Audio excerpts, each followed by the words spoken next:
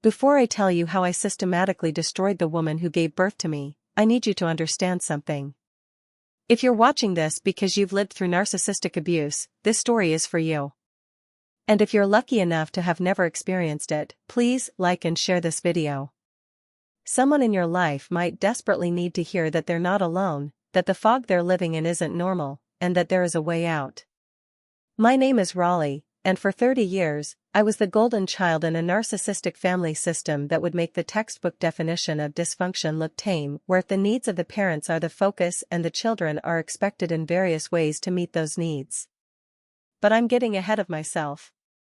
Let me take you back to Tucson, Arizona, 2013, when I first started to see the bars of my gilded cage. Every Sunday at 2 p.m., we gathered at Reed Park, that sprawling 156-acre space on South Randolph Way. To anyone watching, we were the epitome of success. My mother, Dr. Vivian Cross, held court like royalty while her 3 children orbited around her like planets around a dying sun. I was her masterpiece. The golden child. The one who graduated summa cum laude from the University of Arizona. The one whose achievements she could parade at her hospital fundraisers. The one who, as research shows, carried the burden of perfectionism that golden children often bear throughout their lives. My younger sister Maya was the scapegoat, blamed for everything from the family's financial stress to the reason our father left when she was 3. My brother Daniel? He was the lost child, so invisible that sometimes even I forgot he existed at family gatherings. Mom was what experts call an emotional vampire, someone who feeds off the energy and emotions of others, extracting validation through emotional manipulation to evoke strong emotions, because the stronger the emotions evoked in their targets, the more relief the narcissist feels. But here's what nobody tells you about being the golden child. Golden children are usually the more severely traumatized in narcissistic families. But the trauma is all on the inside. While Maya bore visible scars from years of blame and criticism, my wounds were invisible, bleeding beneath a surface that Mom had polished to mirror perfection. The moment that changed everything came on March 15, 2013. Mom had invited her colleagues for what she called an intimate gathering at our family home in the Catalina foothills. 53 people attended. I counted. She had me playing piano, Chopin's Ballade No. 1, a piece I'd perfected under her relentless supervision. Halfway through the performance, my fingers cramped. I'd been practicing for 6 hours that day on her orders, on top of my full-time job as a financial analyst. I stopped playing. The silence that followed could have swallowed the universe. Raleigh is just tired, Mom laughed, her voice like sugar-coated arsenic. You know how these creative types are. So temperamental. She glided over to the piano, placed her hand on my shoulder, her nails digging in just enough to hurt but not enough to make me flinch visibly, and whispered so only I could hear, "You're embarrassing me. Fix this. Now." I finished the piece. The crowd applauded. Mom basked in their praise for raising such a talented child. That night, she kept me up until 3 a.m., explaining in excruciating detail how I had betrayed her, how I was ungrateful for all her sacrifices, how I would be nothing without her guidance. This is textbook narcissistic family behavior, where mistakes, accidents, and weaknesses, even ones you take responsibility for, are cause for shaming treatment that can persist for years. But something had shifted in me during that performance. For the first time, I saw our family dynamic from the outside, like watching a play where I finally understood I was just a prop in my mother's one-woman show. The next morning, I made a decision that would take 12 years to fully execute. I started documenting everything. It began with a simple notebook hidden in my car. Every interaction, every manipulation, every moment of emotional vampirism, I wrote it all down. But within a month, I realized written notes wouldn't be enough. I needed proof that would be undeniable. I invested in a voice-activated recorder, small enough to fit in my pocket. Arizona is a one-party consent state for recording, meaning I could legally record any conversation I was part of. I checked and double-checked the law, even paid for a consultation with a lawyer using cash so there would be no paper trail. The recordings were revelatory. When you're in the fog of narcissistic abuse, you doubt your own reality. Adult children of narcissists have a difficult time putting their finger on what is wrong. But hearing my mother's words played back, stripped of the gaslighting and manipulation in real time, was like watching a magician reveal their tricks. Here's a verbatim transcript from April 2, 2013. Mom, Raleigh, you were so awkward at lunch today. Dr. Harrison probably thinks I raised a social reject. Me, I just said I preferred tea over coffee. Mom, it's not what you said, it's how you said it. You always make everything about you. This is why you're still single. Who would want someone so self-centered? Me, I'm sorry. Mom, you should be. After everything I've done for you. I gave up my career advancement to raise you properly, and this is how you repay me. The reality? She had received 2 promotions that year. The other reality? I had been in a relationship for 3 years, but I kept it secret because I knew she would destroy it like she had destroyed everything else that might have given me independence. By December 2013, I had over 200 hours of recordings. But I also had something else, a paper trail of financial abuse that would later become the cornerstone of my revenge. You see, when I was 18, Mom had convinced me to add her to my bank accounts for emergencies. She had access to my paychecks, my savings, my investment accounts. Over the years, she had siphoned off money under the guise of family expenses or paying her back for my upbringing. In a narcissistic family, the narcissist enabler is the person who reinforces the power of the narcissist. They do so by engaging in the manipulation of others in the family, assisting with the gaslighting, acting as a flying monkey, and pursue other avenues for psychological abuse. They tend to the needs of the narcissist, keeping them happy. I had unknowingly been both the golden child and the enabler, funding my own abuse. Every month, mysterious transfers would appear, $500 here, $1,000 there. When I questioned them, she would launch into tearful tirades about how hard it was being a single mother, how my father had left her with nothing, how Maya's therapy bills were crushing her. The truth, which I discovered through careful investigation, was very different. My father had paid alimony and child support religiously until we all turned 18. Maya hadn't been to therapy in years because Mom had convinced her she was beyond help. The money was going to Mom's shopping addiction, her cosmetic procedures, and maintaining her image as the successful, self-made physician who had overcome a tragic divorce. By 2015, I calculated she had taken approximately $73,000 from my accounts. But I didn't confront her. Not yet. I was playing a longer game. As I built my case, I reached out carefully to others who had been crushed under my mother's heel.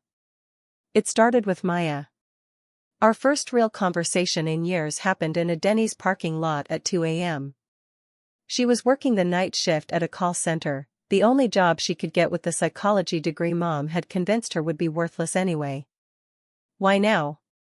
Maya asked, her eyes hollow with years of being the family scapegoat.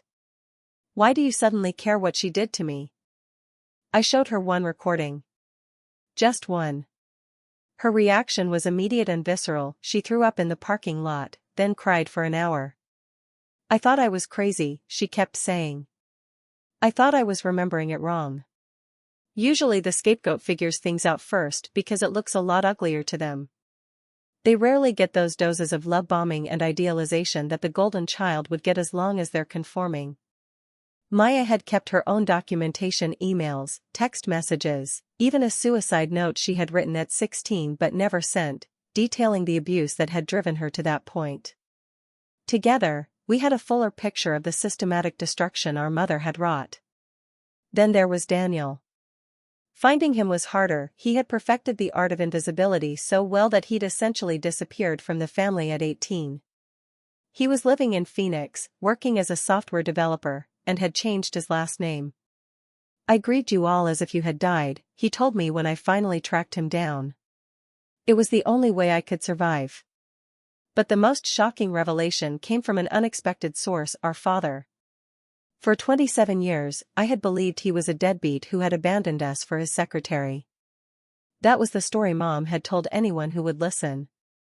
The truth was that he had fought for custody for 3 years, spending his entire retirement savings on legal fees, only to be systematically alienated from us through what courts now recognize as parental alienation and narcissistic personality traits that spill over to virtually every aspect of life and be impervious to change. He showed me court documents, psychological evaluations that had warned about Mom's narcissistic tendencies, and letters he had written to us every birthday and Christmas for 20 years, letters we had never received. She told the judge I was abusive, he said, his voice breaking. She coached you kids to say you were afraid of me. Raleigh, you were 5. You testified that I had hit you. Do you remember that? I didn't remember. But I found the transcript. And I found something else, a recording Mom had made of herself coaching me on what to say, a recording she had kept as what she probably thought was a trophy. I had discovered it in her memory box during a visit, digitized it without her knowledge, and added it to my growing archive. By 2018, I had been documenting for 5 years. The recordings alone totaled over 1,000 hours. The financial theft had exceeded $120,000. But what I discovered next changed everything. Mom had been using her position at the hospital to manipulate vulnerable patients. Nothing overtly illegal, she was too smart for that. But she would identify wealthy, elderly patients with weak family connections and insert herself into their lives as the caring, devoted doctor who went above and beyond. 3 of these patients had changed their wills to include her. She had received over $500,000 in gifts over the past decade. But here's where her narcissism became her downfall. She had recorded herself talking about it. Not to anyone else, but to herself, in what she thought were private voice memos on her phone.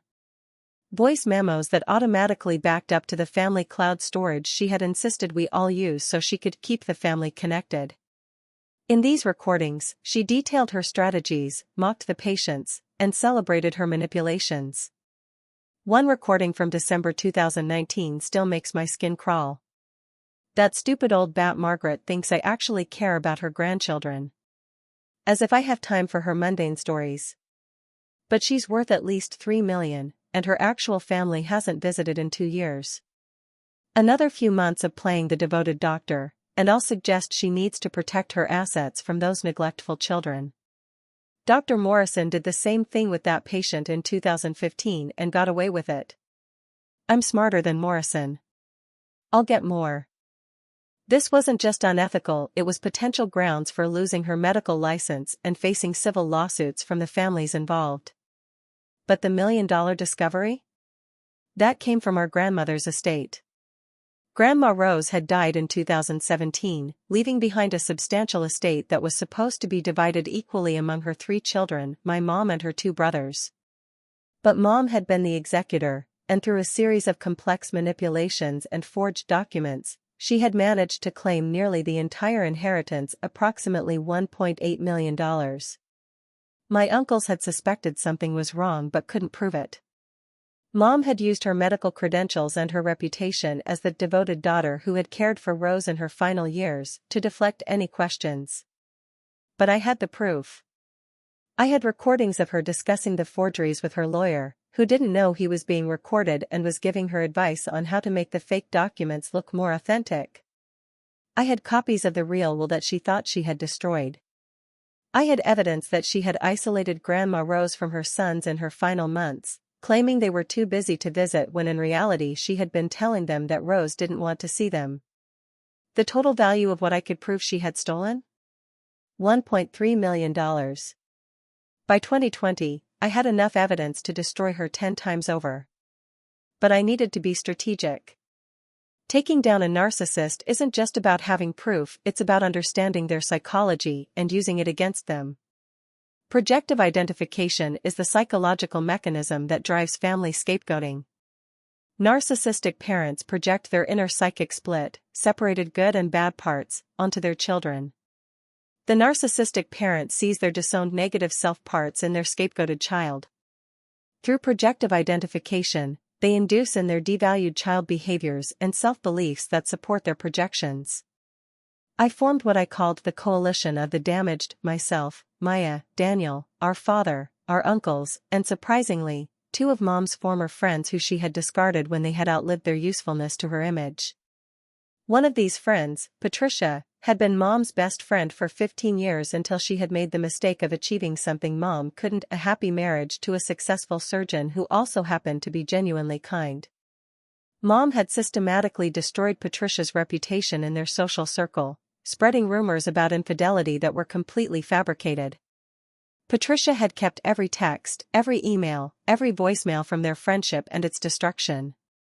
She also had something invaluable: photographs and videos from social events that contradicted many of Mom's public narratives about our family. We met monthly in secret, always in different locations, always careful to maintain the facade that everything was normal. This was crucial because everyone is expected to submit to the dominant narcissist's authority, no matter how ignorant, arbitrary, cruel, or destructive it is. Mom couldn't know that her carefully constructed kingdom was being mapped for demolition. The pandemic actually helped our cause. Mom's need for narcissistic supply became desperate when she couldn't hold her usual social events. She became sloppier, more demanding, more openly abusive. Her mask was slipping, and we were there to document every crack. By January 2025, we were ready. But we needed the perfect moment, a stage grand enough for her final performance. That opportunity came in the form of the Tucson Medical Excellence Awards, where Mom was to receive a Lifetime Achievement Award. The ceremony would be held at the JW Marriott at Star Pass, with over 500 attendees including hospital board members, local politicians, and media. She had been working toward this moment for 20 years. In her mind, this would be the coronation that finally proved she was superior to everyone who had ever doubted her. She insisted the entire family attend. Even Daniel was commanded to return from Phoenix. "This is a family celebration," she declared. "I need my children there to show everyone what a successful mother I've been." What she didn't know was that I had been in contact with the event organizers for months, initially under the pretense of creating a surprise tribute video for her award. They gave me access to the AV system, the scheduling, and most importantly, the ability to add a presentation to the program. 2 weeks before the event, I did something that would have been unthinkable years earlier. I confronted her directly, but strategically. "Mom," I said during one of our mandatory weekly dinners, "I've been thinking about Dad lately." Her face immediately transformed into the mask of the wounded victim. "Why would you bring up that man? After everything he put us through?" "I just wonder sometimes what his side of the story was," I continued, watching her carefully. The rage that flashed in her eyes was quickly replaced by crocodile tears. "Raleigh, you're breaking my heart. How can you question me like this? I sacrificed everything for you children." "I'm not questioning you," I lied smoothly. "I just want to understand the whole story. Maybe we could do family therapy?" She laughed, a sound like breaking glass. "Therapy? We don't need therapy. We're not some dysfunctional family. We're perfect. You'll see at the ceremony, everyone will see how perfect we are." That's when I knew I had her. Her narcissism wouldn't let her see the trap. She was so focused on her upcoming triumph that she couldn't imagine anyone would dare to challenge her at her moment of glory. February 15, 2025. The night that would go viral. Mom arrived at the JW Marriott like royalty, wearing a $5,000 dress, purchased with money stolen from my accounts. I had the receipts, and diamonds that had belonged to Grandma Rose, which she had claimed were lost in a burglary. The ballroom was perfect, elegant, packed with the medical elite of Tucson, and equipped with multiple cameras for the live stream that the hospital had arranged to showcase their excellence. I watched her work the room, accepting congratulations, basking in the admiration, completely unaware that her empire was about to crumble on live television. The ceremony began at 7 p.m. Various awards were presented, and then, at 8:15, it was time for Mom's Lifetime Achievement Award. The hospital's chief of staff, Dr. James Hendricks, gave a glowing introduction. Mom walked to the stage to thunderous applause, dabbing at her eyes with a handkerchief for effect. She began her acceptance speech, a carefully crafted narrative about overcoming adversity as a single mother, dedicating her life to healing others, and raising 3 successful children despite the challenges. "I stand here today not just as a doctor," she said, her voice perfectly modulated for maximum emotional impact, "but as a mother who never gave up on her children, even when their father abandoned us." That was my cue. "Excuse me," I called out from my table, standing up. My voice was calm, steady. "I have something to add to this celebration." Mom's face flickered with confusion, then annoyance, then forced a smile. "Oh, Raleigh wants to say something." My eldest, everyone. The audience applauded politely as I walked to the stage. Mom tried to hand me the microphone, but I had my own wireless, already connected to the AV system. "Thank you all for being here tonight," I began. "I do have something special prepared for my mother's big night. A tribute video that shows the real Dr. Vivian Cross." Mom's smile was radiant. She actually believed I was about to praise her. The lights dimmed. The screen behind us came to life. The first clip was audio with subtitles, Mom coaching 5-year-old me to lie about my father in court. Her voice, younger but unmistakably hers, carefully instructing me to say "Daddy hit me" and "I'm scared of Daddy." The ballroom went silent. The next clip was from 2019, the recording of her mocking patient Margaret, calling her a "stupid old bat" and discussing how to manipulate her into changing her will. Mom lunged for me, trying to grab the microphone, but I stepped away. Security, who I had briefed earlier about potential disruption from an audience member, not mentioning it would be the honoree, moved closer to the stage. The presentation continued. Financial records showing the systematic theft from her children's accounts. The forged documents from Grandma Rose's estate. Text messages where she destroyed Patricia's reputation with lies. Medical records showing that Maya's therapy bills that she had claimed were bankrupting her were non-existent. Maya hadn't been to therapy because Mom had told her she was beyond help. And then, the piece de resistance, a compilation of her verbal abuse toward all 3 of her children, captured over 12 years. The mask completely off, the real Vivian Cross revealed in all her narcissistic glory. "You're nothing without me. I wish I had aborted you. You're the reason your father left.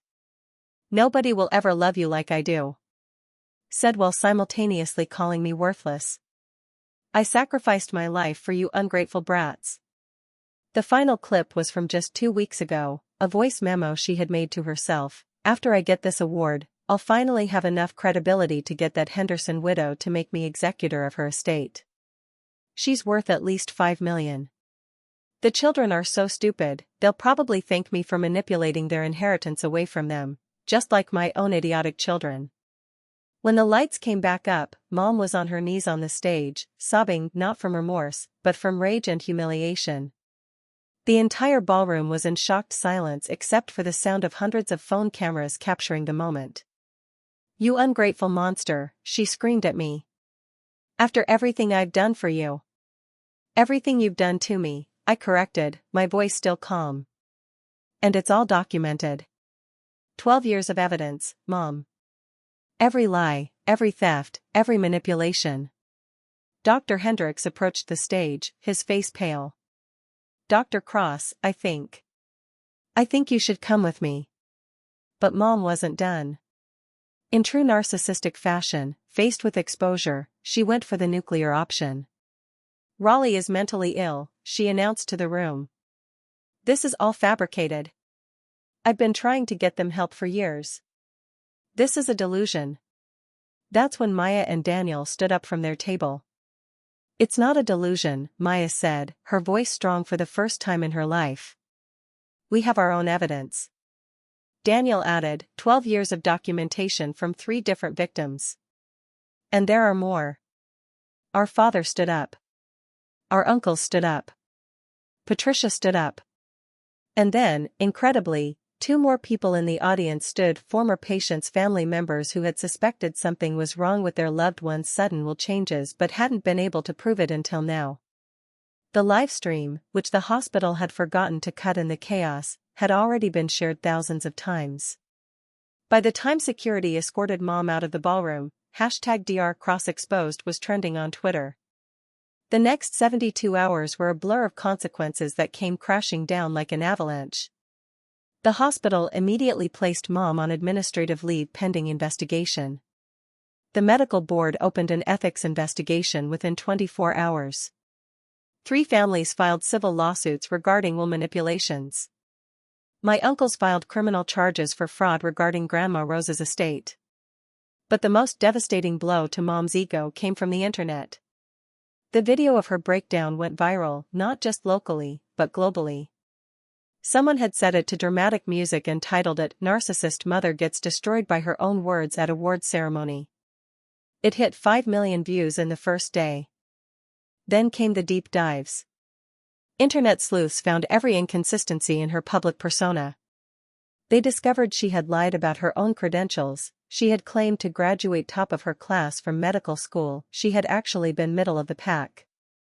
They found photos that contradicted her stories about our perfect family.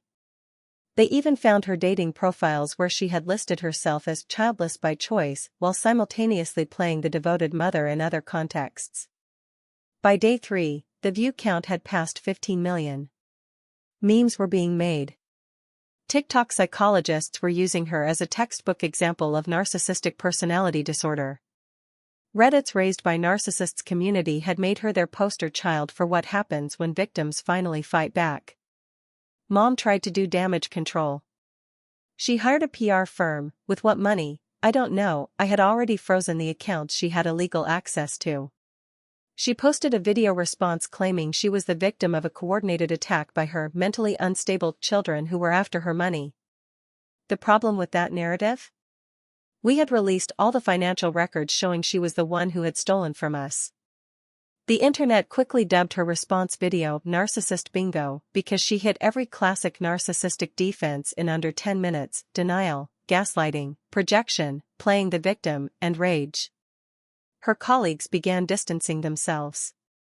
The medical community in Tucson is relatively small, and nobody wanted to be associated with the scandal. Invitations to conferences were rescinded. Her position on various boards evaporated. The country club revoked her membership after several members complained. But the moment that broke her completely came when her own mother's friends, women in their 80s who had known our family for decades, gave an interview to a local news station. They revealed that Grandma Rose had confided in them about her fears regarding Mom's behavior, how she had wanted to leave more to her sons but was afraid of Mom's retaliation. One of them, Mrs. Chen, still had a voicemail from Grandma Rose saying, "I think Vivian is changing my wallpapers. I'm scared, but I don't know what to do." By March 2025, the legal machinery was in full motion. The criminal case regarding Grandma Rose's estate was the most serious. Fraud, forgery, and elder abuse charges were filed. The evidence was overwhelming, not just my recordings, but documents that investigators found once they started looking. Mom had been sloppy, keeping originals of documents she had claimed were destroyed. The civil lawsuits from the manipulated patients' families were equally damaging. With my recordings as evidence, they had grounds for undue influence claims. Mom's malpractice insurance refused to cover her because the acts were intentional, not negligent. The medical board's investigation revealed more than even I had known. There were complaints from nurses about her behavior that had been buried, concerns from colleagues that had been dismissed because of her reputation. The board voted unanimously to revoke her license. But the financial reckoning was perhaps the most satisfying. Forced to account for every dollar, Mom had to reveal the full extent of her theft. The total amount she had stolen from her children, her mother's estate, and manipulated from patients exceeded $2.3 million. Document their harmful behaviors impacting the child, work with professionals, prove your superior parental fitness, prepare for their manipulations, and prioritize the child's well-being above all by advocating for their needs in court. Narcissism itself isn't grounds for custody loss, but narcissistic behaviors harming the child can sway the case. Courts focus on the best interests of the child, their physical/emotional well-being and need for stable, empathetic parenting. The family court judge who had overseen my parents' divorce 27 years ago was still on the bench. When presented with the evidence of Mom's coaching and manipulation, He took the extraordinary step of issuing a formal apology to our father and noting in the court record that a grave injustice had been done. Maya, Daniel, and I filed a joint civil suit for emotional abuse and financial theft. Our lawyer, who had initially been skeptical about an adult child abuse case, became our biggest advocate after reviewing the evidence. In 30 years of practice, he told us, "I've never seen documentation this thorough. You didn't just prove abuse, you proved a pattern of systematic destruction spanning decades." Mom's response to losing everything was textbook narcissistic collapse, but with a modern twist. First came the smear campaign. She created multiple social media accounts to attack us, claiming we were part of a conspiracy, that we had been brainwashed by our father, that we were after money we hadn't earned. The problem? Every time she posted, people would respond with clips from the original video, pointing out that she was literally doing exactly what the evidence showed she always did: lying, manipulating, and playing the victim. Then came the extinction burst, the last desperate attempt to regain control. She showed up at my workplace, causing a scene, claiming I had stolen from her. Security removed her, but not before someone filmed it. Another viral video: exposed narcissist mom has public meltdown at daughter's job. She tried to contact Maya's employer, claiming Maya was dangerous and unstable. Maya's boss, who had already seen the viral video and knew the whole story, filed a restraining order on behalf of the company. She even flew to Phoenix to confront Daniel, but he had moved without telling her. She ended up screaming at his old apartment building's management, demanding they tell her where he went. They called the police. Another video went viral. The view count on the original video passed 25 million. But the most pathetic attempt was when she tried to reinvent herself. She moved to Scottsdale, changed her appearance, and tried to practice medicine under a different name. The problem? The internet never forgets. Within a week, someone recognized her and posted, "Isn't this the narcissist doctor from that viral video?" Her new identity collapsed within days. By July 2025, she had lost everything. Her medical license was permanently revoked. She owed over $1.5 million in civil judgments. Criminal charges were pending with a likely prison sentence of 3 to 5 years. Her social circle had completely abandoned her. She was unemployable in any capacity that required trust or credibility. The house in the Catalina foothills, bought with stolen money, was seized. The luxury car, purchased with funds from Grandma Rosa's estate, repossessed. The designer clothes, the jewelry, the entire carefully constructed image, gone. She ended up living in a small apartment in Yuma, working under the table at a call center, ironically, the same type of job she had mocked Maya for having.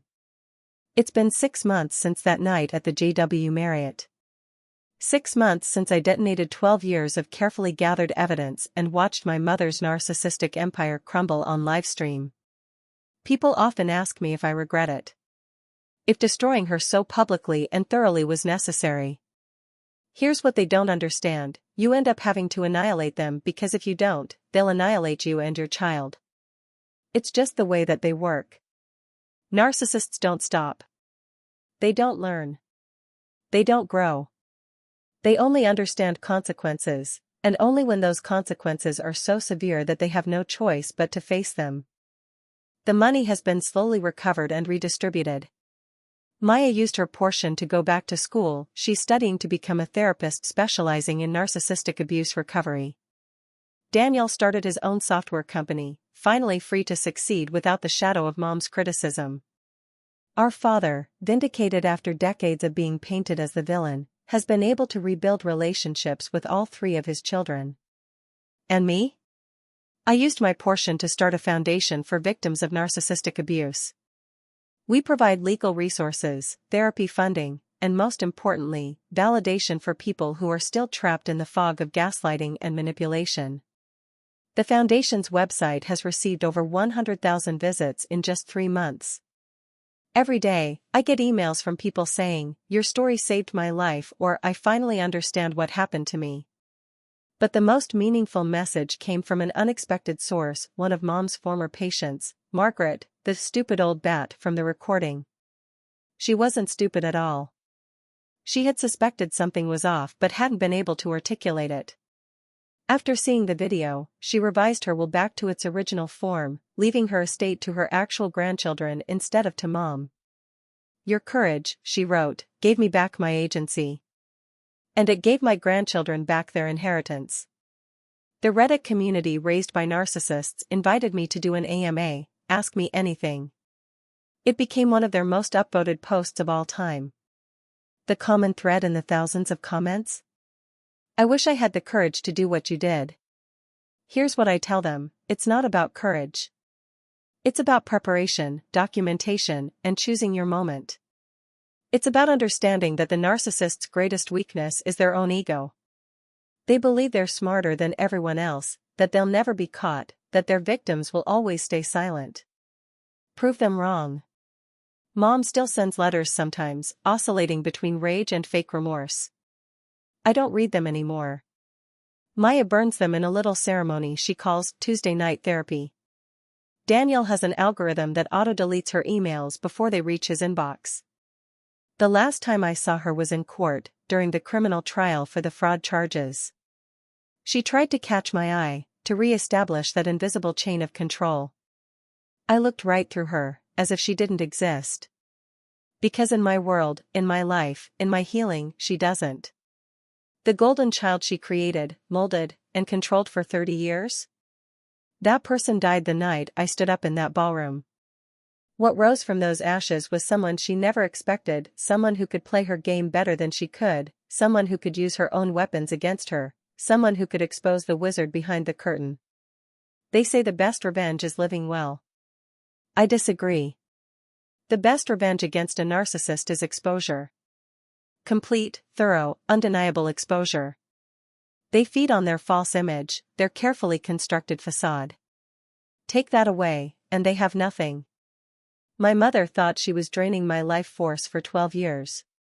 What she didn't realize was that every moment of abuse, every act of manipulation, every drop of energy she stole, I was documenting it all, building a case that would eventually destroy her with her own actions. She called me her golden child, her masterpiece, her greatest creation. She was right about one thing: I was her creation. She made me into someone capable of enduring 12 years of abuse while methodically planning her downfall. She taught me patience, strategy, and most importantly, how to wear a mask. I just wore mine better. To everyone still trapped in a narcissistic family system, still doubting their reality, still hearing that voice in their head saying maybe it's not that bad or maybe I'm overreacting, you're not crazy. You're not overreacting. And you're not alone. Document everything. Trust your instincts. Build your support network. And when the time is right, when you're safe, when you have what you need, burn it all down. They made the rules of the game. But that doesn't mean they have to win. Sometimes, the golden child has to become the phoenix, burning down the dysfunctional family system and rising from its ashes, finally free.